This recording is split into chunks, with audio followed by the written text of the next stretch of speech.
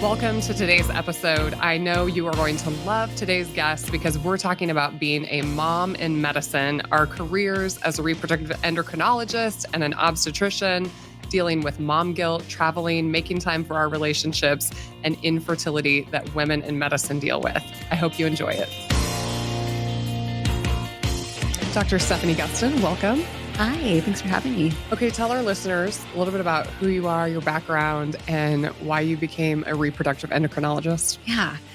So I knew I wanted to do medicine from probably age 12. And within that year, I evolved to knowing that I also wanted to do OBGYN, actually.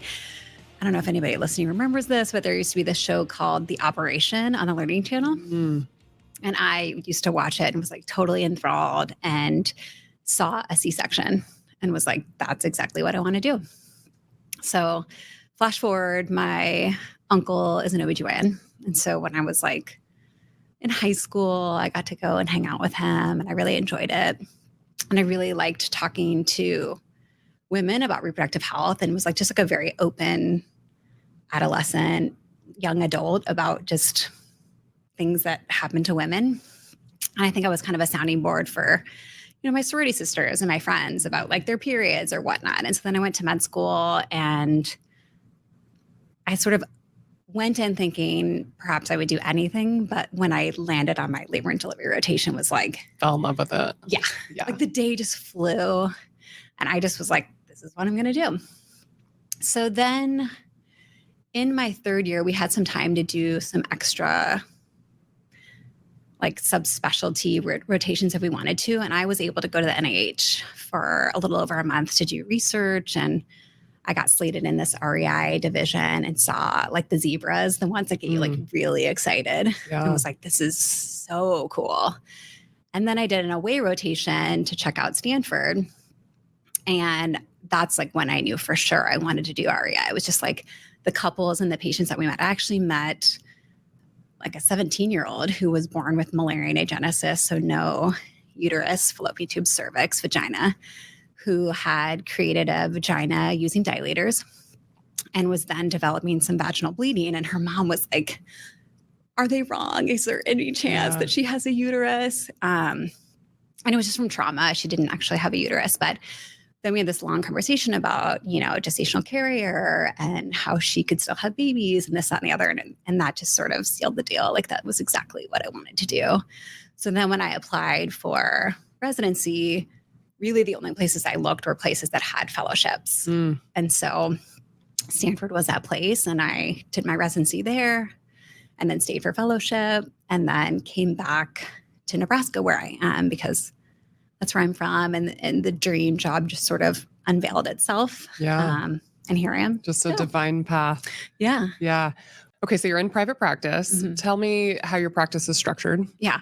So we are a private practice with a hybrid model where we're affiliated with the university.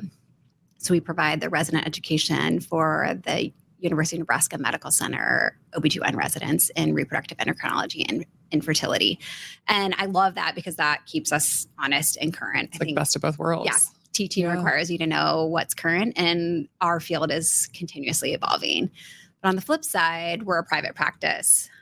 And with that, we get to make the decisions that we want about how our practice functions in terms of the clinical medicine part.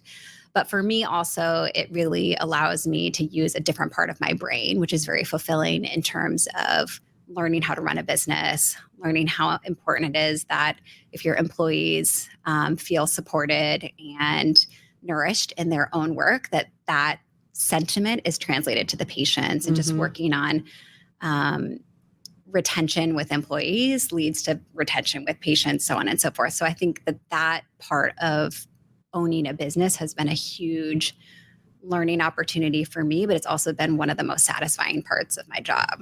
Yeah, it's hard when you're deciding, do you work for a health system versus being in private practice? It can be so intimidating for us because we don't have a background in business. I mean, there are some docs with MBAs, but I always wanted to go into private practice because I like that decision-making aspect. And I remember pulling into my garage one day thinking about the number of employees that just our practice, has, and that we get to provide for, but we do, you get to pick your team and you get to provide care the way you want it. And I think it is kind of an extra fulfilling role for some people. It's not for everybody, but that's for sure. You also have children. Yes. I think this is a huge topic for women listening. I remember going through the process thinking about, when would my husband and I start a family? When is the best time? Is there a best time? Can you talk to us about your decision to make a family and kind of where that happened in your career? Yeah, absolutely. So I knew that I wanted to have kids, but I also knew that I wanted to pursue fellowship. And so more or less, as soon as I started my residency, I was offered an IUD, and actually it was my chief resident that put it in. And that was like, okay, 4 years, like we don't need to worry about this. But thereafter, once I was in fellowship, it was very expected / supported that fellows had babies. And I think part of it's because, sitting for a year as the first year fellow, seeing all these people who are the exact same age as you struggling to get pregnant is like unnerving, to say the least. So it was always that, unsaid expectation that the first year fellow got pregnant, because it was like just so in our faces every day that people like this us could be a problem were for struggling with infertility. Exactly. And fellowship was, there's built-in time for research, and it's just a different kind of expectation for presence and call, et cetera, that to me was much more supportive to have kids. Because let's be honest, graduate school, residency education, even fellowship is probably the most selfish you could ever be in your life in terms of the amount of time that you need to give to something.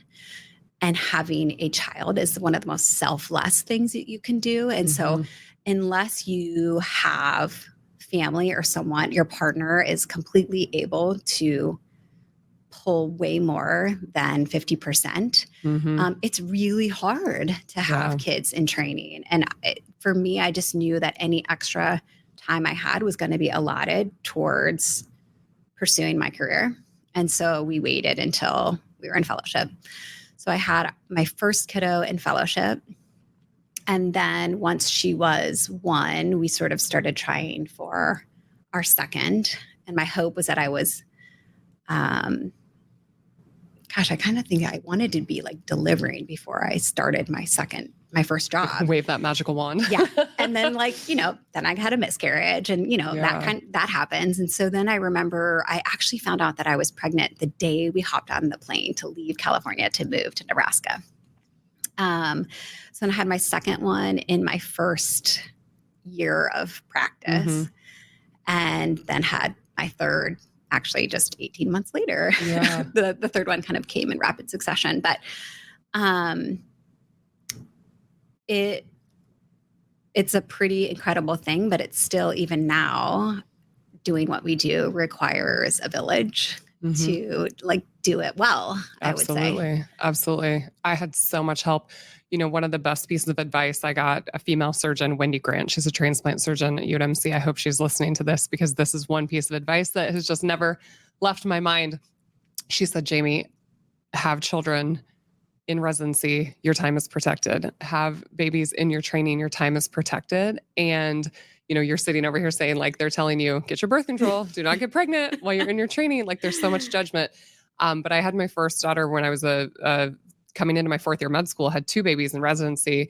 And honestly, it is kind of true. Now I'm in private practice. My time was really protected, but there is a lot of judgment for people, at certain parts of their career and certain parts of their training. And, there really is no right time. And it does take a lot of help and support. I would have never been able to do it had we not matched here in my home state, where I had a mom and a mother-in-law and people and a husband that kind of almost worked an opposite job of me. And he really could, pull more parenting, than I could. And God bless the women in medicine that somehow make it work. Did you breastfeed with your kids?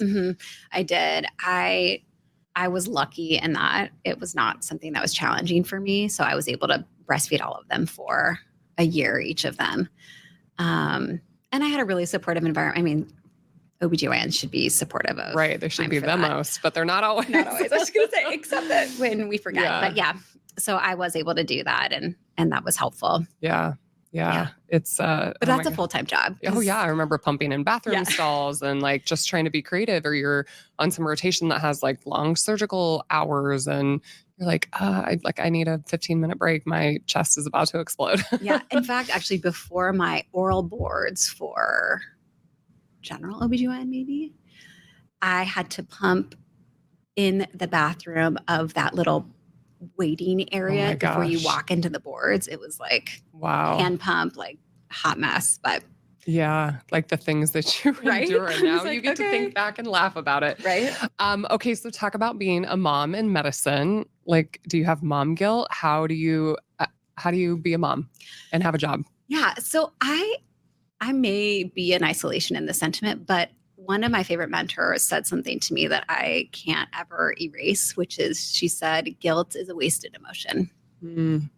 So I really don't lament in guilt about just about anything, quite honestly. I was raised by a single parent. My mom, my parents separated when I was 5 or 6. And my mom got her master's and PhD as a single mom. So that's my world, to live in an environment where my parent was in higher education, wasn't at everything, did their very best, et cetera. So when I am not at every single event for my kids, even though I'm quite honestly able to go to the vast majority of things, I don't feel badly about it because I also think that it's a gift to them to see how hard I'm working and how hard their dad is working to have a job that's really fulfilling and taking care of humans, period, but B, like providing for them and what that 100%. looks like. And for me specifically, I really don't want I want our children to see me, regardless of my gender and sex, but as like an able being that can do whatever she puts her mind to. Absolutely. And so in our household, we really work hard to eliminate gender norms and just sort of exemplify that the kids can do, like, you can do, whatever you want to do. You just have to work hard and things. So I don't really feel guilty. I also, quite honestly, and I think we'll probably talk about this, we have a nanny. Tell us like who helps with the kids. Like, you are superhuman, but obviously you can't do everything. Yeah. So we have a nanny. And actually, going back, our first kiddo we had in California, where we had no money and crazy expenses, we had a nanny there because we had no help. And so our whole child rearing existence has been with the utilization of nannies, because my partner is also a physician. And so if we have a sick kid, we can't just like cancel a schedule of patients without feeling horrible about it. So we've always used a nanny. Our current one, she is like an extension of our family. She has been with our family since our youngest was 3 months old. He's 6. Wow. And so she is our everything. Like, she is their second mom.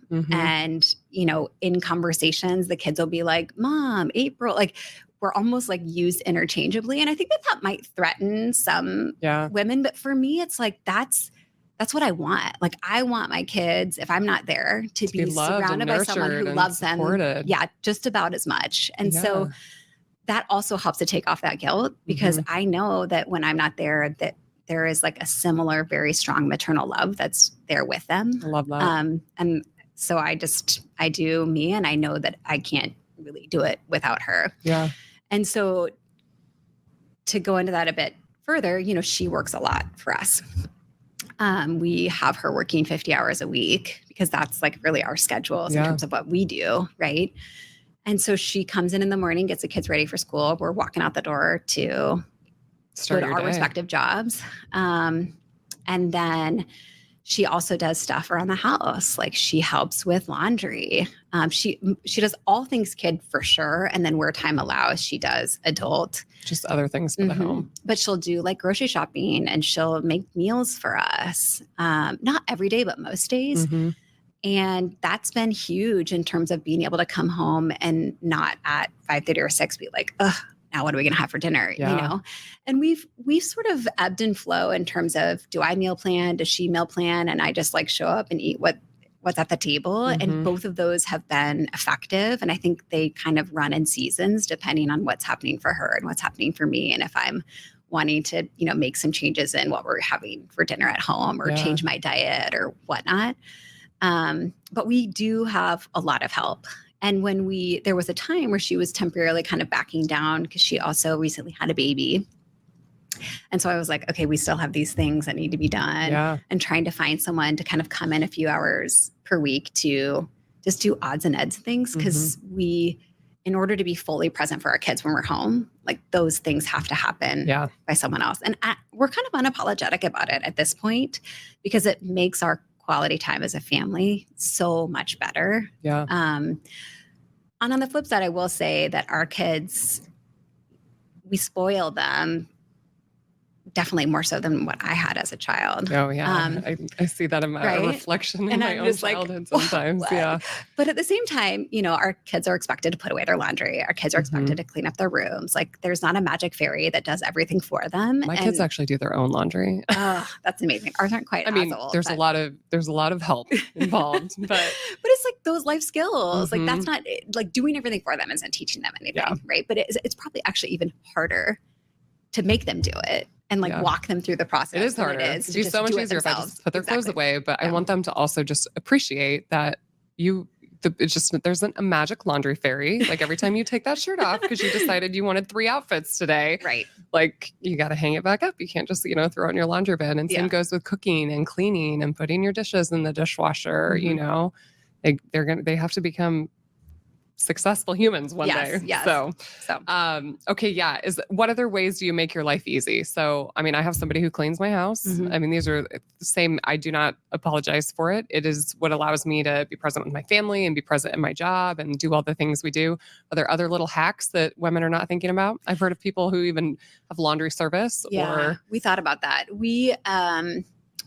Because our nanny does our laundry, but if she wasn't, then we were going to outsource laundry for sure. We have someone who cleans our house weekly. We used to do every 2 weeks, and then it just felt like we got too far behind. So now we do it weekly, which honestly is so amazing. We have people do our lawn, and we have people, plant flowers for us. We aren't yet on the Christmas light train, but I know people are. So, but where we can outsource things, we definitely do. Yeah. And it's brought us a lot of ease and joy in the moments that we have. So I'm at this point not apologetic about any of it. Yeah. I mean, when you're young in your career and you don't have the finances to support those kind of things, you just make it work. Exactly. We just paid for the childcare, like keep them alive. And, as they've grown bigger, we've definitely done a lot of the same things. Okay. You mentioned your husband's in medicine. Talk about like making time for your marriage. I mean, we've talked about ways to support the kids. How do you carve out time for that? Yeah.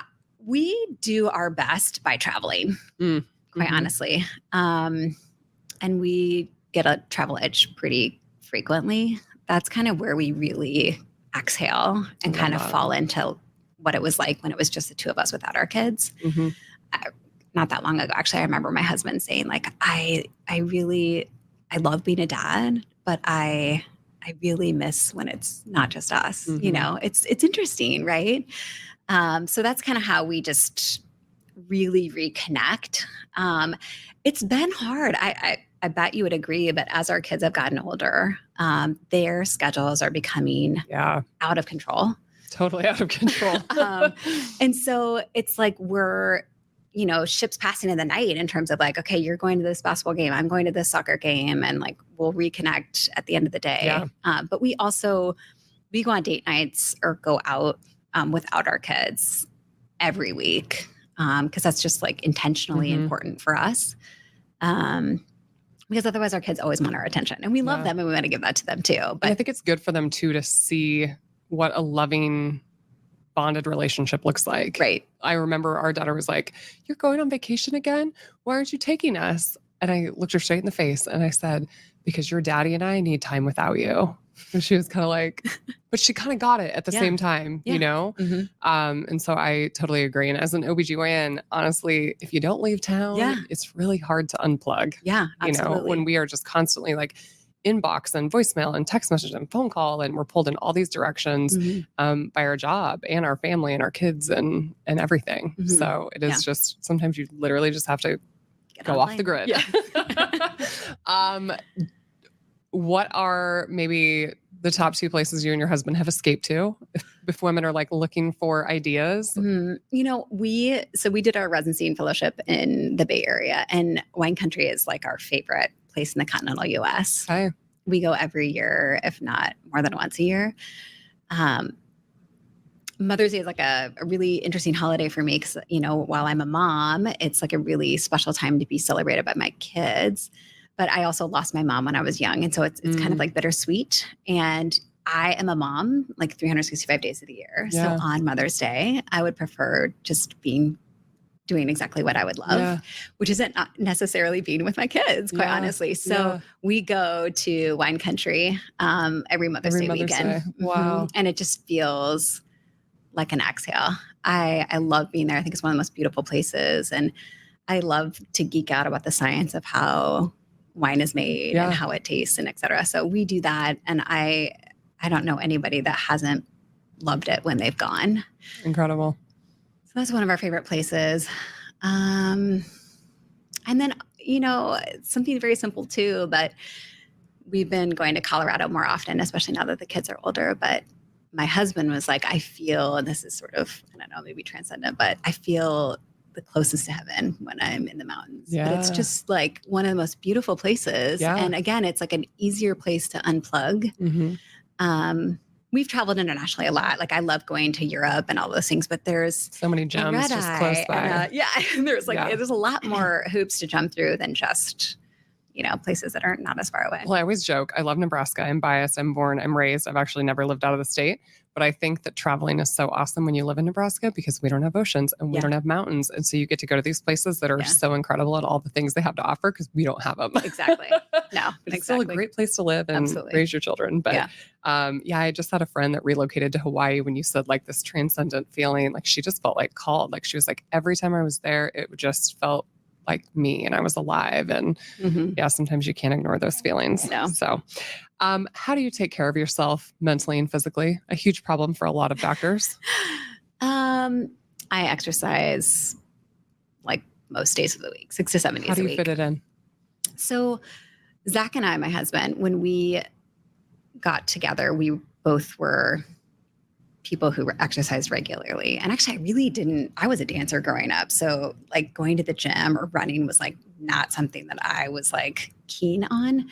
But in allotting time to take a break from studying for med school, like going on a run seemed like a reasonable reason to take a break. Yeah. And so that's how I got into running. Plus, if you haven't run in DC, like you need to go because there's some of the best running routes where you can run in front of the monuments. It's just like, the best running. Wow. So I got into running then and we would run together, he and I actually. And so then when we got married, we had and even before we got married, we had some really honest conversations about like the future and just sort of like, I married you as is, not like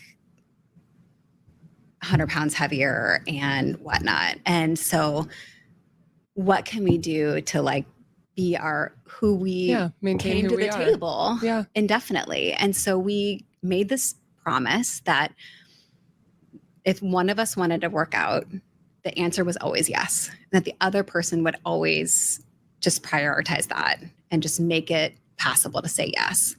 And that was when we had kids and so on and so forth. And so it's always been something like an unwritten rule that if one of us needs to move our bodies, we'll figure it out. Yeah. So now how do I do that? I used to be an afternoon worker outer, like that 4:00, 4:30 time. Yep.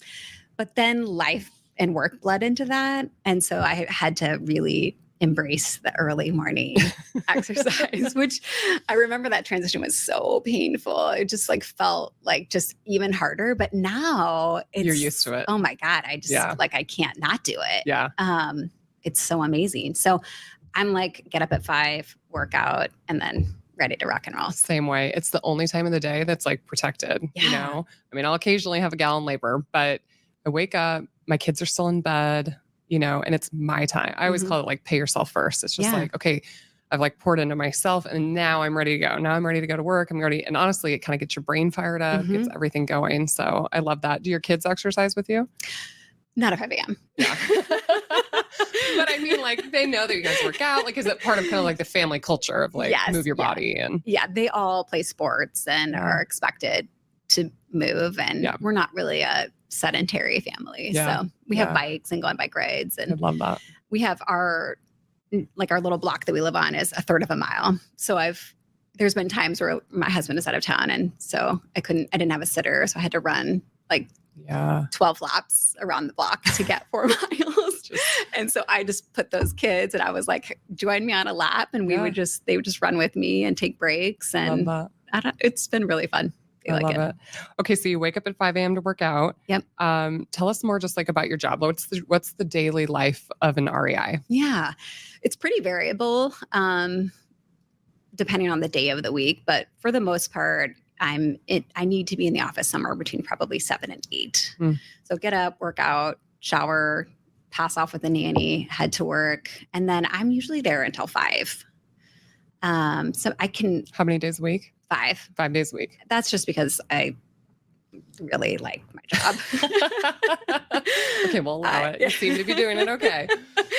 I don't know. I just can't. I love it so much. Anyways, so I'm usually there till 5, but quite honestly, our patient care stops before that. It's just, as you know, calling patients with results, and then just like business stuff that also has to be decisions that need to be made. I leave at 5, home by 5:30. And then either there's, dinner on the table or dinner ready, or, it's almost ready. This is what I need to do to finish it. Or it's like my night to make dinner, and I've already planned that out. And then we have dinner as a family, and we're depending on the season, if it's soccer season, we're like schlepping kids all over. Totally. Now that we're in mostly basketball season and only one of our kids is playing, it's a little bit more, we've been able to engage in carpool. So we're a little bit more present at the moment. But then, we like to engage our kids. We are kind of, I don't know, we're not really like a huge screen family. So we avoid screen time for our kids and would rather, do Legos with them or talk to them or, just play with them, read with them. And then they get ready to go to bed. And then quite honestly, once they're ready for bed, like that's my time to also start getting ready for bed because we're up at 5. Like I can't be scrolling on the interwebs late at night. Staying up, watching Netflix. That's not in my wheelhouse. So I usually try to make my way towards getting ready for bed between 8:30 and 9. And then I have like a book or something that I'll read until I'm ready to fall asleep. But usually I'm out by like 9:30. I love that. Yeah. Next day. Also because sleep is so important. So important. Yes. For all the reasons. And so many points in our career. I mean, now there's hour restrictions and whatnot, but literally, I mean, physicians for so long, it was just like, you're not allowed to sleep. Like you have to be on all the time and you're going to work these 36-hour shifts or 48 hours. I mean, it used to be a lot longer than that, but it's so important. Like you cannot function. I don't know what the statistic is. I'm going to make it up off the top of my head, but something along the lines of like being awake for 24 hours is like being the blood alcohol of, like multiple drinks. We're supposed to be saving people's lives and being a parent. And I know if I have one middle of the night delivery, it takes me about 24 to 48 hours to like recalibrate, I guess is what I'll call it, from being awoken in the middle of the night. It's a big deal. Okay. So, let's talk about your job literally in the sense of infertility, because we've kind of touched on it, when do you have babies and things like that? Define for us what infertility is for males and for females. Sure. I mean, infertility in general is, especially if you're less than 35, is 12 months of unprotected sex and no conception.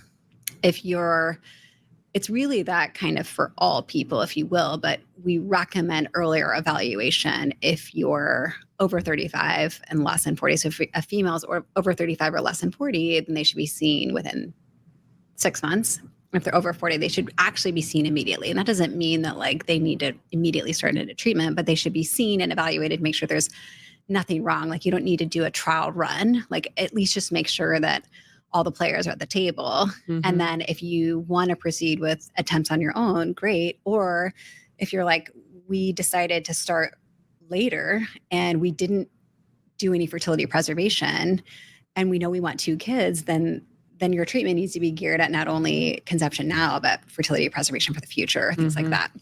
So that just like early evaluation allows those conversations to be had in a way that still allows people choice. Mm-hmm. And for men, it's the same thing. It's unprotected sex. There's just less of like an age cutoff per se.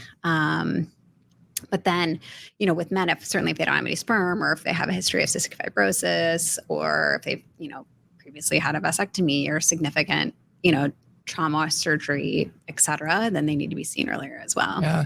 Are you aware of any statistics like amongst women in medicine? Like, is there higher infertility? Are they kind of similar to their age match peers, or? So the data is 1 in 4 female physicians experiences infertility. Wow. So like that's a large fraction of us. Yeah. And I do believe that it's mostly because we're delaying childbearing to get there. I don't think it's because there's something that we're exposed to. Yeah. But I think that is relevant in women who are pursuing medicine. Women do make really amazing physicians and surgeons, and they have really excellent outcomes. And I think women should definitely be at the table. And I think women can have babies along the whole way. But I also think that if the timing's not right, then there are really great technologies that exist to help sort of pause the clock, so that you can do what you want to do to be where you want to be, and then revisit. The ovaries age unforgivingly, I would say. We've gotten really good at maintaining our health in a way that our parents probably weren't when they were the same age.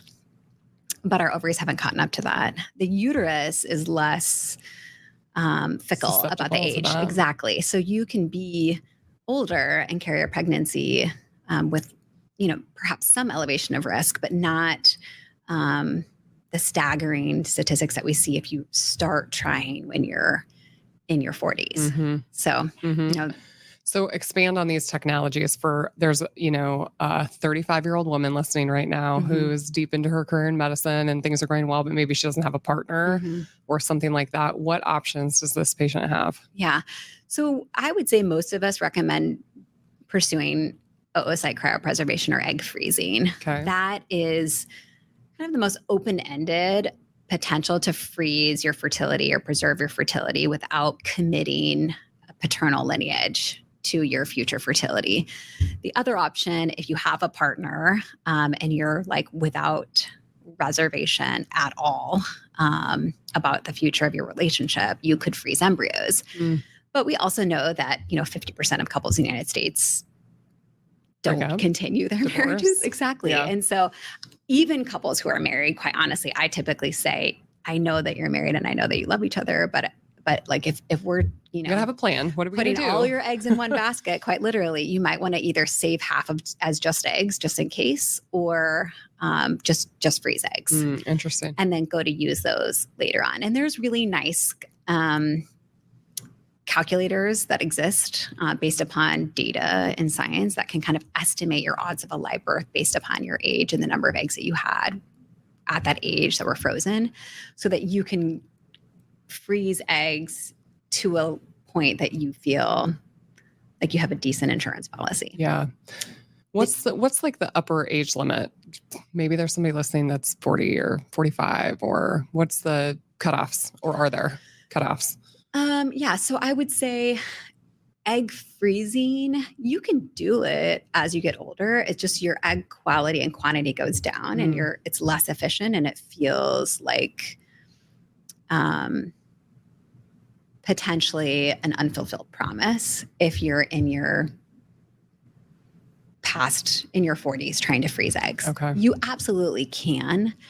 I would say in general, from 44 and above, like you should be looking at pursuing utilization of an egg donor, quite honestly. The calculators don't even exist for 45 and above. So there really isn't a recommendation to be freezing gametes for fertility preservation at that age. You can do it younger as long as you are eyes wide open about, what that might look like when we go to use those eggs. But I don't have a problem with letting patients make autonomous decisions as long as they feel well informed. Yeah. Yeah. What about like a really young gal that's listening right now? She's just graduated college. She's, 22, 23 years old and she's going to medical school and she has no idea what the future holds. Is it a good idea to pursue that when you're really young and then, not knowing what will, be down the road? Or is it kind of like, no, just see where life takes you and come back when you're 30? Or what advice would you have for like a young girl listening? Yeah. I mean, a couple things. I would say the benefit starts to come in when you're in your like mid 30s and you're still not sure what that's going to look like, but at the end of the day, you want to become a parent. And really, it's even more helpful if you know that you're not going to start trying until you're in your late 30s, early 40s. Like if you know you're going to delay childbearing because you have, let's say you're in a surgery residency that also is going to have another long fellowship, and it's going to be well over a decade addition, that makes sense, even if you're young, quite honestly. But I usually don't, tell all 21 to 23-year-olds, absolutely freeze your eggs. There's a lot of life and a lot of reserve left. I think it's relevant to anyone who's having that inkling of getting some ovarian reserve testing and just sort of doing a check-in. And if everything looks age appropriate, then I think it's okay to say, let's regroup in a couple years. And if you're still not where you want to be, let's do it. And then on the flip side, if ovarian reserve testing is abnormal, not that insinuates infertility, but that may change how she proceeds. And she may decide, well, gosh, if my egg supply is lower than what I expected, maybe I should be freezing now just in case. And I think that's a helpful piece of information. That makes sense. Okay. I'm 35 years old. I am unpartnered and I want to come freeze my eggs. What does the process actually look like? This is like a female physician. How much time am I going to take off work? What is this going to cost me? Can you give us some kind of absolutely. So in general, it takes about 12 days plus or minus 2 to stimulate the ovaries to grow the small follicles that you have in your ovaries so that they're big enough that when we go to retrieve the eggs are what we call mature. And so while you're in that 12-day period, you're doing more or less probably daily or twice daily injections. And then you're having intermittent ultrasounds and blood work to monitor your response to said medications. And what that looks like for individuals varies to some degree based upon their protocol. But I would anticipate having 3 to 5 appointments. These are quick appointments. These are like quick ultrasound, blood work. You get a call later in the afternoon. And, most REI clinics are scanning people or seeing patients by like 6:30 in the morning. So you can get in and get out. And then your retrieval is done under general IV anesthesia for most practices. So propofol. So you need a sober driver. Can't work that day. Then most people are okay to go back the next day. The only thing is just kind of, you got to let someone in your team know that you're doing something that's going to require you to, without much notice, not be able to present to work. Yeah. Right. Because there could be complications or. No, just more like. Pretty low risk. Yeah. The complication risk is super low. It's more just like, we don't know exactly when we're going to trigger you until we know. And that's like a moving target. So could be Tuesday, could be Wednesday, exactly. Could be, so you need some sort of flexibility. Exactly. And so, for most of us who have patients who have been scheduled months in advance, it's challenging to do that. So some people in training, for example, will call me and say, I have vacation this week. And so then we will plan it so that their estimated retrieval falls in that week so that they can do this without a huge burden. And we can do that for other physicians. I mean, I think probably most physicians listening to this, I think it's really important to care for each other, with that. I mean, I treat all of my patients with TLC, right? But there's just, I don't know, I think because we all know what we went through to be where we are, there's that additional grace that's like allotted to other physicians. And I think we do whatever we possibly can to make it doable. Yeah. We help out our colleagues. Yeah. That's for sure. I've taken care of a few patients who have been in a place in their career where they've just decided to be a single parent by choice. Tell us what that process is like for somebody coming to see you. Yeah. So that person would still undergo some version of basic infertility testing just to figure out, are their fallopian tubes open? What is their ovarian reserve? Are we going to need to use medications? I mean, the best thing, if they've never tried to get pregnant, we assume that they're not infertile, right? But they still have to buy donor sperm, right? Which is like not inexpensive, quite honestly. What does donor sperm cost? I mean, I would have no idea. $1,500, $2,000 a vial.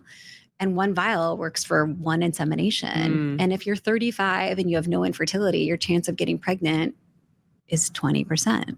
So there's an 80% chance that first vial isn't going to get you to the goal line. So, that's, to me, I would rather know that everything's in working order than to start spending money that then will start to rack up if we don't know that everything is capable of functioning the way we expect. So anyways, basic testing, just check the fallopian tubes with a test that's called a hysterosalpingogram, check ovarian reserve. The other thing with donor sperm is that sperm donors are screened for a large quantity of genetic mutations to get information. And so offering that similar genetic testing to the person attempting treatment so that she knows that the donor she's selecting doesn't increase her risk of having a kiddo with an incurable genetic disorder, et cetera. But then once that gets started, I think depending on her age, her reserve, if her cycles are, still cold normal, then really all we need to do is monitor for ovulation, put sperm in the right place in the right time, check a pregnancy test 2 weeks later.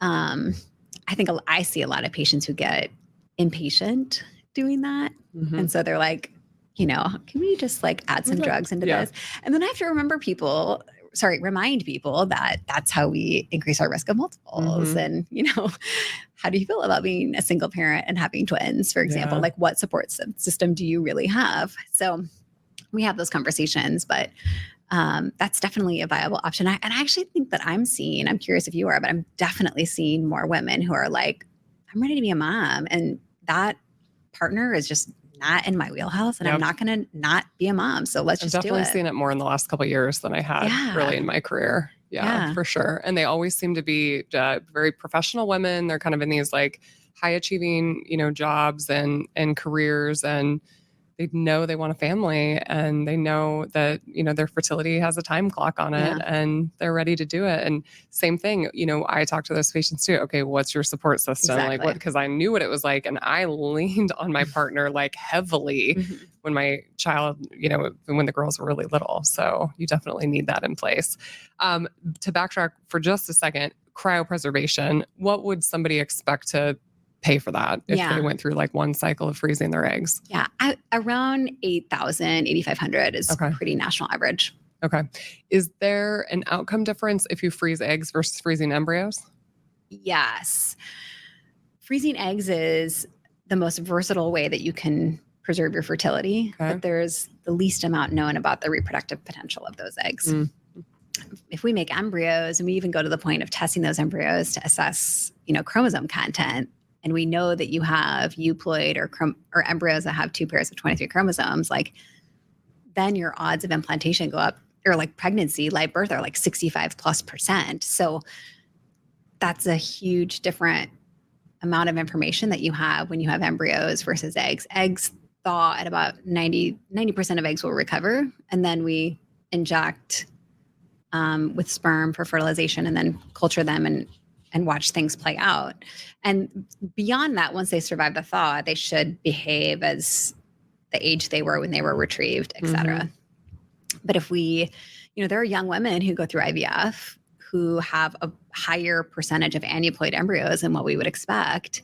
And if we hadn't tested, we would have assumed that there was something else wrong with her, or she would have assumed that she had 6 embryos. That's enough for 2 kids, right? But she found out that there was only 1 or 2 normal. And then she's now she's 42, Absolutely. So I think the other thing that's starting to come up is the advantage of fertility preservation. I always counsel patients, these are for backup for 2nd or 3rd baby. So try, if you haven't ever tried, go try. Freeze whatever, try. And if you can't get pregnant, of course, we'll use these. But if you can, then this is so that you can complete your family in full, and you're not needing an egg donor for it's like an later insurance on. Policy. Exactly. Yeah. I love that. The technology just blows my mind. I mean, just delivering babies is magical to me every time. But the thought of freezing an embryo, unthawing it, putting it into the uterus, and that it turns into a human life just literally blows my mind. Yeah, I just did some embryo transfers right after my clinic before I came here today, and it's magical. So crazy. You literally just created life. Well, and you're keeping me in business. So that's lovely too. Okay. technology though, what is like the new hot things? I mean, AI is like taking over the world. All the Like, things. what are the new cool things in REI that would blow our minds? Is there anything that comes to mind? There's a lot sort of still in the works. Nothing that's really kind of said for sure. I think big things right now are AI for maintenance of cryopreserved gametes and embryos to make sure that the right embryo is placed in the right patient. Everyone probably rarely, and it's not common, but when it happens, humans make mistakes. Yeah, it's a big deal. So that's in the pipeline. And then there's AI so a while back, God, it's been probably at least 10 years. Time-lapse imaging came out where embryos would incubate in an incubator that would have this special equipment that it could watch the embryo as it divided and get more information about that. And now interesting. That's just really cool. We have incubators like that, and it's just really neat to see it all happen. Yeah. But the science of like, what does it actually tell us? We're still learning. Does the patient get that video? I can just imagine that they're like high school graduation. You're like, and here you are. This is you. Yeah. So definitely clinics do offer that at a charge. I know. Of course. But now they're adding on AI to that, that evolution of the embryo to help to choose the first. Yeah. Even amongst embryos that have been tested for chromosomes versus not. And I think what we're all trying to do is how can we learn more information about the embryo without biopsying it? I mean, we do embryo biopsy all day, every day, and the embryos do great, but it is traumatic. And so if there's a way that we can take culture media from where the embryo is growing and get genetics from that, or if we can learn more just based upon how the cells are dividing, great. But all of that, scan it or ultrasound it or some less invasive way.